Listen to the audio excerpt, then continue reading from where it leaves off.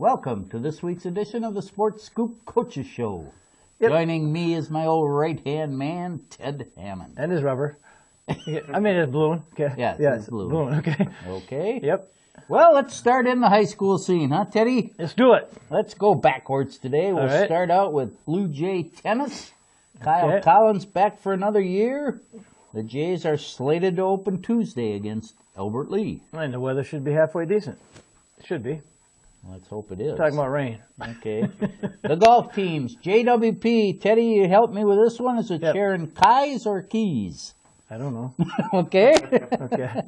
Kai, just like Kai Chevrolet. She's coaching this year. Yep, she was last year too. The Bulldogs open a little nice 9-hole course at Freeborn on Monday. You know the golf manager, the course manager over in Janesville?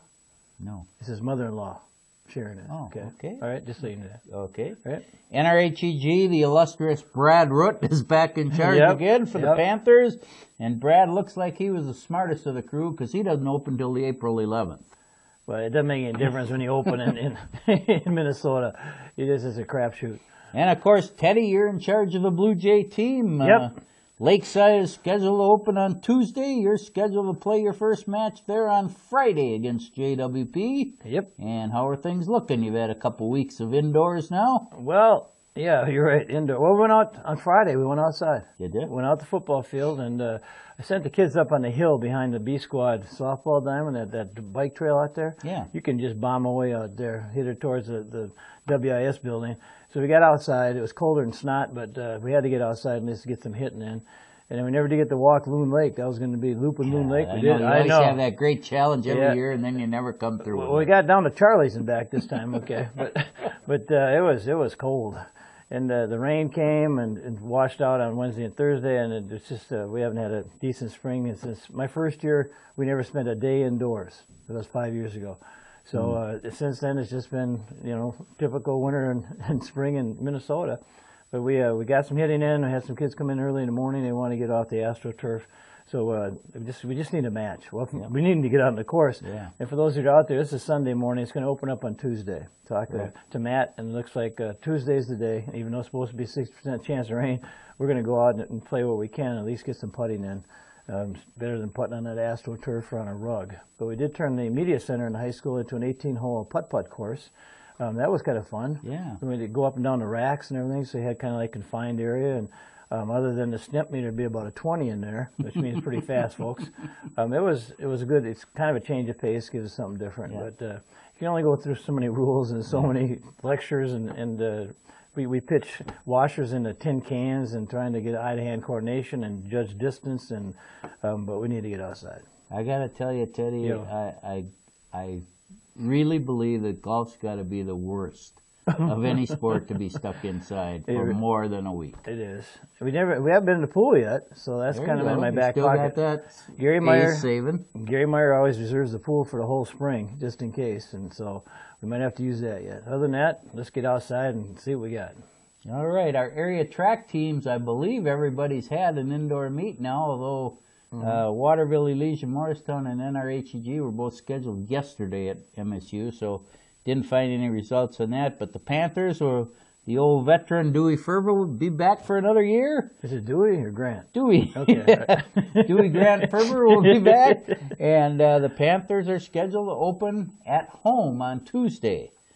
WEM, they have two coaches. The boys are Mike Richards, the girls Kyle Ass. Kyle, of course, runs the cross-country programs in the fall. They were also scheduled to compete at MSU yesterday. They're scheduled for another indoor meet on Thursday. The other two, we did find some results. JWP, you can maybe help me with this one. Is it Eric Kehoe? Yep. The coach? That's exactly right. It? Nice Okay. job. They had a little 5-team meet at MSU last week. Some pretty tough competition. They had Mankato East and Bloomington Jefferson there, so that's not going to leave many points for the rest of them. And it showed. The Bulldogs finished 4th out of 5 in the boys' meet and 5th out of 5 in the girls' meet, and I don't know if either team scored 10 points. But there wasn't a lot there for the taking. Didn't they have Brad Willett down there too for a coach? It's not listed, but Okay, he's got the girls. could be. Okay. And now I just wanted to throw out a condolence to him. His dad passed away, and so Brad, we're thinking about you. And it's always tough when you lose a father or mother. Yep. And the boys, Coach Dave Abel is back, and all he has is the defending state champs for the boys. They were in a little mini old SCC meet, 4 teams, I think. The boys finished 2nd out of 4, the girls 3rd out of 4 at MSU.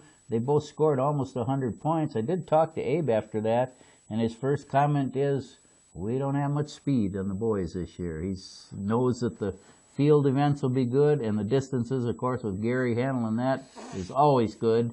So he's looking for some speed guys this year. Yeah, well, I think they had a 4x100 champs last year, didn't they? Yeah, that's kind of hard when you're missing that. The boys are scheduled to open at home on Tuesday, and I think JWP and NRHEG both come to that meet. Yep. And Friday they head to Casson, weather permitting. Had an article in the paper about JWP still has a cinder track, and nobody wants to come and run there because nobody else has cinder anymore. So they're trying to have improvements. They're talking about artificial turf for the football field, if you can believe that. But they're thinking big. So we'll see what happens. Go Bulldogs. You bet. The area softball teams all will get underway this week as well. JWP, as we mentioned last week, Lenny Kroll takes over that program for the first time this year. The Bulldogs are scheduled Tuesday to host Hayfield and Thursday to go to Medford. Got to find a pitcher. I think Kaylee Anderson, was pitching last year, and she's a good little athlete. So maybe that's the name of the game in softball. Yep, it is. WEM is coached by Crystal Lamont, and of course Crystal was the same coach that led the Buccaneers to the state championship in volleyball. She also coaches softball. Nice opening week for the Bucks. Monday, Maple River. Thursday at Waseca. Friday at St. Clair. The good thing about softball is if you have one good pitcher, she can throw every day. I think they had some of the girls who were off for softball last year went off for track this year. Okay. Harmon, I think, did. And they always had Tierney Winter, so they should be pretty tough in both sports. You bet. NRHEG, and back in the coaching fold is Wendy Schultz this year. Talked to Wendy during the basketball season, said we couldn't find anybody to do it. So I said, I'll do it. They host Faribault BA tomorrow to get underway. And the Waseca Blue Jays, coached by Melissa Cox, back for another year. Thursday they open against the Buccaneers from Waterville. So you know who the chucker is for Waseca? No, I don't. I don't either. I do not. And baseball, finally, our area teams, and listen to how these teams open. Baseball evidently knows there's not much time to waste because JWP is coached by Ryan Lutke. Yep. This year. Lutke. They lost a number of their big hurlers from last year, so I'm sure that's the question mark. Is Tommy Gannon able to play? Yep. He's back from his... The kid is he's resilient. You can't spell that. I can't spell it. Okay. The Bulldogs open Tuesday against Hayfield, and Thursday head to Nicollet. Friday Cleveland comes to town. 3-game opening week. They got a good junior contingent coming in, and I'm looking to see if you don't have to go physically, head to head like football or basketball. Yep. Baseball, it's a lot of it's mind. Isn't that what Yogi Berra say it was? Yep. What, 80% physical and 50% mental or something? What is it? Andy, what was it? Remember? Yogiism. He had quite a few. Yes, of them. he did. Sam Steer is back at WEM. They're the defending conference champs, and of course they have their ace hurler back, Dutch Gross, big lanky left-hander, and when he's throwing strikes, he's tough. The Buccaneers, Monday at Maple River, Thursday Kenyon, Friday at St. Clair, a 3-game week to open up for them. Okay. The Panthers from NRHEG, coached by Drew Pockert. Listen to the opening game week for the Panthers. Monday, Faribault BA comes to town. Thursday, USC comes to town. Friday, Tri-City United comes to town. Saturday, they go to Fairmont and play 2 in a tournament. 5 games in the opening week. I guess you find out where your pitching depth is right away. If you got it. If you got some, and hopefully you do with that schedule. And, of course, the Blue Jays from Waseca, coached by Joel Hayford. We open Thursday at Le Sueur, the town that Hafe made famous. And Friday we come back for the home opener against Mankato East. Mankato East went down to Florida for 6 days, Teddy. The Didn't high that- school team I know it. practiced 2 times a day and had 2 scrimmages in the week they were down there. So I think they have a little head start on people. And they said it's all self-funded, so Yep. don't anybody get upset that it came from the school district Yep. or anything, but it's still the community has to buy into it. And Yep. I don't know, I'm sorry, but high school going down to Florida, that's that's getting too far. That's too much. We also want to thank the people that contributed to the baseball softball coupon book. We made $4,000 this year, so That's it gets you a lot of supplies. I like the cookies with the football team in the Yep, fall they do because the I eat dough. those, and then it's easy. And then the coupon books are great too. Yep.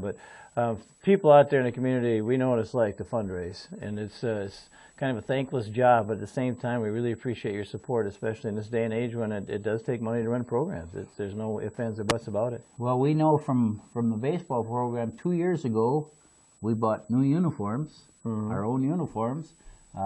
This year we bought a $2,000 pitching machine for inside, and next year we're taking a trip to the new Viking Stadium and play New Ulm in the new dome. So you can play baseball in there. Yep. I didn't know that. Yeah, it's going to be set up. In fact, the report is it's almost like a reverse Fenway Field. Okay. It's going to be short in right field. For guys like you. Yeah. Yeah, left-handers. But they they had some big legislator really push for that. That was smart. And Tink was on the kind of the designing crew to fit it in there. Tink. Tink Larson. Oh, Ever Tink. heard of him? Yeah, okay. Okay. So Kidding, Tink, just kidding. we're very appreciative of people that help out the cause because you get a lot of nice things for the kids. Well, for $1 billion, it should be. Jeez. Blue Jay baseball, we had Hafe and I had our annual pregame coaches meeting Friday, and we have Was that at Stadium 57? yeah. Okay. We had we have about 4 guys that we're pretty sure can pitch at the varsity level, and I said, and Hafe always puts his trusty assistant in charge of the pitching rotation, and I said, could I ask you one thing, Hafe? Are we pitching Eric Moss as often as he's physically able to pitch, or do we want a rotation? And the head man said, pitch Eric Moss as often as he can pitch. So if you're listening, Eric, right now you're slated to go Thursday against the Sewer, Monday against the Bulldogs, and Friday one of the doubleheader games against Marshall. Oh boy. Oh, okay. Then our number 2 right now would be Hank Hagan, Okay. the Blue Jay fullback. Hardware. Big boy, Yeah. Hardware Hank. Yep. He'll pitch Friday against East and the other game, doubleheader game.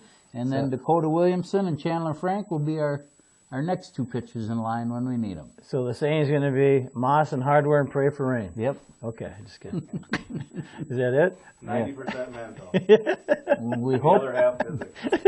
our pitching will have to be the dominant force because we're kind of searching for how we're going to score runs. I don't know. I watched some of those freshmen hitting the cage the other day, Yeah, and they were but- pounding the ball. But But the cage remember, is the cage. here it comes every time, same speed, you know what's coming. So it's different in the game. A little bit. yeah. Okay, all right. Roughly, we know we'll get some hitting from Jake Walter, our starting catcher, and Dakota at first base. Hank will play shortstop when he's not pitching. Okay. Our outfield is wide open. We lost 3 really good defensive outfielders last year. You got anybody Well, could fill the bill? right now we're kind of looking at Tristan Kincaid in left and Cyrus Fry in center. They got some speed. You can run him down Yeah. a little, and if we can ever shut him up, Cyrus really has a gift of gab. We are, when we sit down to stretch, Jake Walter and Dakota Williamson are in front, and it's constant. Every 30 seconds, one of them goes, Cyrus, quiet. He likes to gab. I asked him the other day, you must be a real chatter guy then in the game. Yeah. Yeah, But you yeah. want a chatter guy in the game. You don't want 'cause one they- guy yeah. that chatters. You betcha. But you don't like them to chatter quite so much when they're in the dugout. Listen once in a while, Cyrus. Remember when But- Al what Bat the- used to pitch for me in softball, and I was always, come on, Batman, come on, Robin, let's go, baby, let's go, Yep. throw the P, baby, come on. Yep. You gotta have that. Gotta have a chatter guy. Teddy, I thought we should point out who the Winter Sport MVPs were for the Blue Jays, too. Oh, I know, this is gonna rile you up. Yes, it did. Gymnastics was Samantha Petrie. Girls hockey, Maddie Knoll. Boys hockey, Richard Volkmer. Wrestling, Dylan Winiger. Yep. And I see that Dylan is going to either get a preferred walk-on status at South Dakota State. Yep. D1, baby. D1 football. Yep. And if anybody can make it, he can. Girls basketball, freshman, Madison Galoff. And that's it.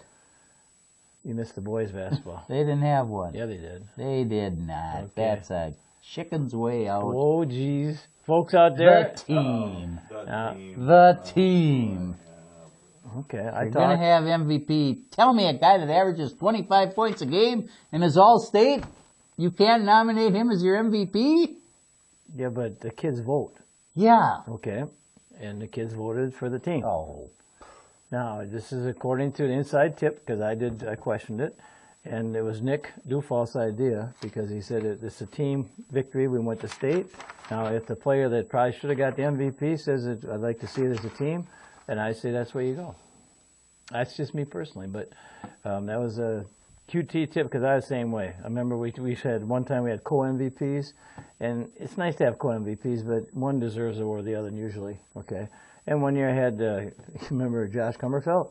Yep. He was the best golfer I probably ever have, okay? And he didn't get MVP. Jordan Altman got it, and the kids said this is MVP, is everything besides scoring, everything else with practice, whatever. And when kids vote, you don't know how they're going to vote. You just don't. Well, my personal thought is, Ted, that the coaches should be the one to name the MVP because they see him every day in practice, in games, but the parenting situation has become such that we can't do that. It's very political. Yeah. And at the same time, I said, just do away with it. Don't have Well, yeah. MVPs. Okay, the team Rather than- it's a team sport. Yeah. It's okay. Comes another column. That's fine. It You comes bet. to a combo. If we have any viewers out there, okay, if you want to voice your opinion, go ahead and call Andy. Thank you. Minnesota State University Mankato, the baseball team, 10-8 overall. They lost 3 out of 4 games to UMD in the conference series opener last weekend. How about that? I thought they That's a lost little- all 4. Apparently I missed No. one. Okay. The day one, the second game was 2-2, and it was called because of darkness. Ah. So they started at that point on the second day, and they won that one 3-2 and 11, Okay. and then lost the next 2. Their doubleheader now this week has moved back a little. They'll play Bemidji State twice today and twice tomorrow. Should get those in. Should get those in, hopefully. Yep. The softball team 6-2 in the conference, 23-9 for the year. They swept Sioux Falls during the week. They'll have a doubleheader Monday against Crookston and Wednesday against Upper Iowa, both at home. Well, how many strikeouts did Coley Reese have? I mean, she got Player of the Week, but did she have like 5 games in a row? She had 15 or more Yeah, or something? I saw the one game she had 18. So geez. she's now the all-time strikeout leader. They showed her on TV, on Channel 12, and when he was talking about that changeup, it was unbelievable. They showed like 3 changeups, and those girls were so far in front, it was ridiculous. She had a great one even in high school. Well, she and got, that's- looks even better now Yeah. than going against college kids. Jeez. Yep. The Golden Gusties baseball team, 5-7 for the year. They went 3-5 down in Arizona on their trip, and I Okay. think they swept the doubleheader the last day. So they get their conference now gets going.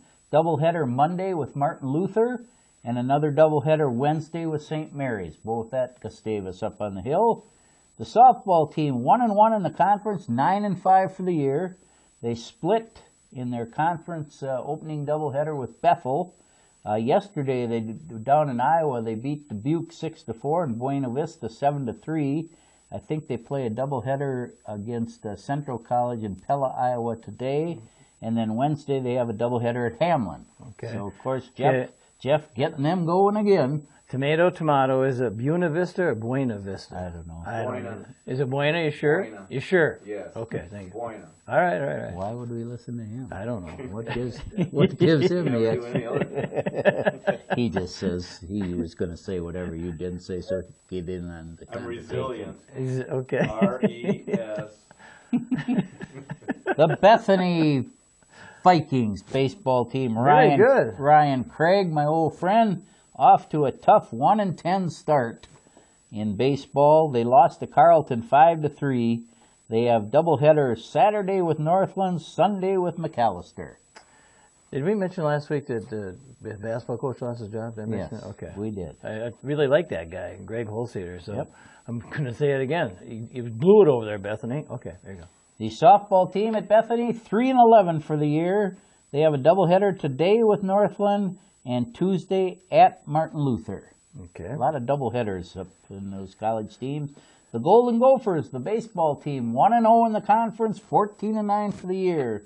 They defeated St. Mary's. I kind of like they play all the college teams from the state on a Wednesday before their conference weekends. Kind of nice, gives everybody a chance to come and play the Gophers. The Gophers beat St. Mary's 9-1. They beat Iowa 4-1 on Friday night.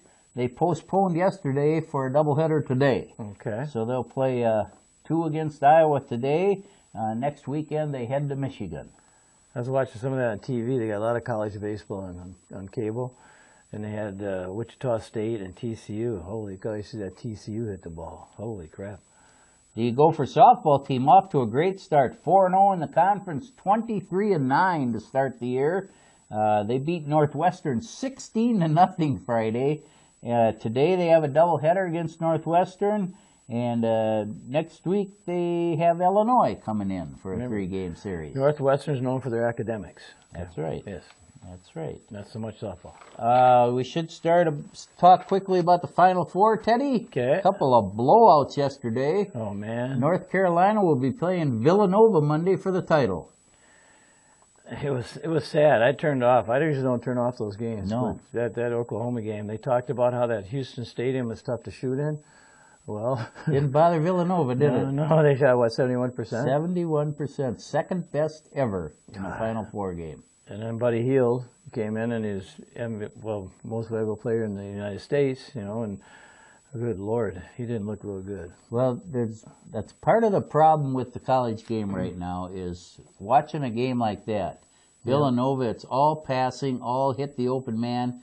Oklahoma comes down, it's one man trying to go against 3 guys and get off a shot.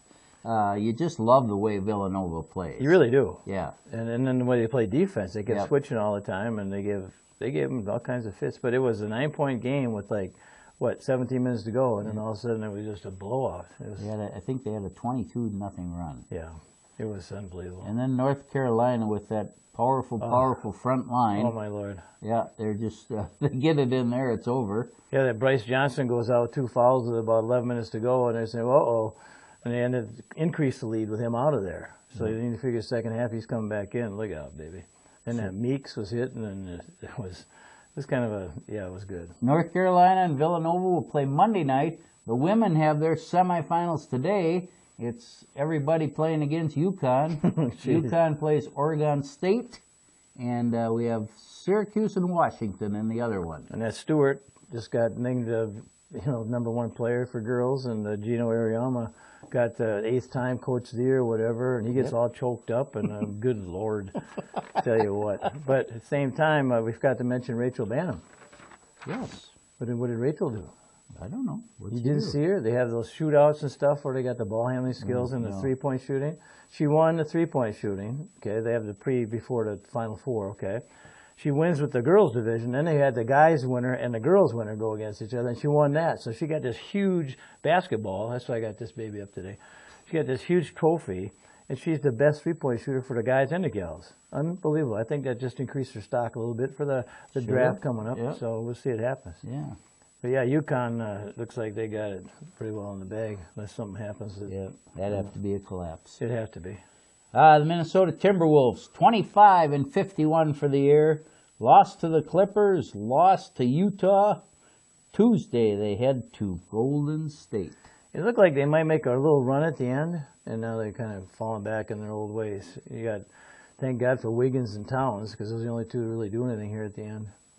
It's really a youth movement because they play here, they play here. They're just not much consistency. And, of course, then we're still waiting for Kevin Garnett. Peck, Yeah. And Prinz, I wish he would join them with crutches or something, because, yeah, you see that 0 for 4 every game and 1 rebound, it's... And then they put him at the end for his free throw shooting. Yeah. Okay. Well, I don't know. I hear But Ricky is coming on. Ricky's starting to shoot a little better, isn't he? Yes, he is.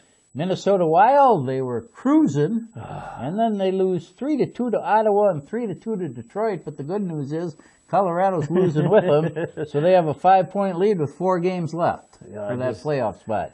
Those last 2 games are, geez, I sit there and you get boy, they're clanking them off the posts, and they have wide open front, and they whiff, and all it takes is one more shot there, and they at least get 1 point to get them into overtime. But hey, they're looking a lot better than they were back in January. They will be at Winnipeg today, and of course the paper, Teddy, you know what's coming up this week. Yeah. The Mighty Masters at Augusta starts Thursday. Yes, sir. The greatest spectacle you can watch. No, the greatest spectacle is going to be opening day for the Twins, okay? I just wear all my regalia I've got. There's another one, regalia. The Twins will open tomorrow at Baltimore. They finished out the spring training. They lost 4-3 to Washington, and the 2 teams tied 8-8 yesterday.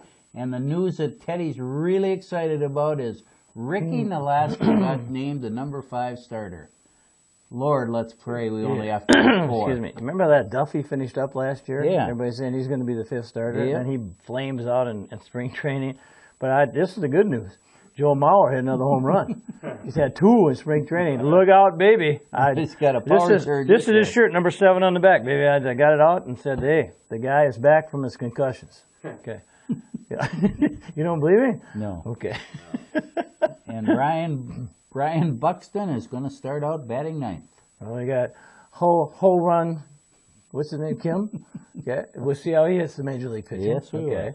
And Sano is starting to hit the ball. And they got who else hitting the ball? Trevor Plouffe. Yeah, Dozier. Yeah, Dozier had like 3 leadoff home runs in the last week and a half. Yep, you're all hepped up again. I'm optimistic. I should have had Hafe here today, because you two would have just been floating on that positive vibe up there. You got optimistic. It's got 3 eyes in it, and that's me, baby. Optimistic. We got Andy. I'm just looking at this here.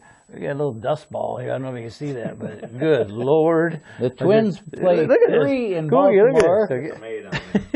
3 in Baltimore, 3 in Kansas City before they come home a week from Monday for their home opener against the Chicago White Sox. And I think that's like a 3 o'clock, 3:15 game, their first one.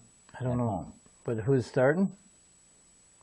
Irvin? Is Santana Yep, starting? Santana's starting. Yep, they said, and then Hughes followed up by Hughes. So, hey, Santana's not a number 1 for most teams, but he's for the Twins. And when he's on, he's on. He's on. Yep, it'll be fun. Anything else you got, Teddy? Well, let's see. Get the sunshine out and get that golf course ready to go. That would be 4. Here we go. And then I got this here. Okay, this is my... I was going to pop it with a... Take cover, Hudson. Yeah, but I figured Hudson would go nuts. I already tried the squeal, and that didn't work, so we're just going to let go of it. And then it's going to be, we're going to win, Twins, we're going to score. We're going to win, Twins, make that baseball so, shout out a home run.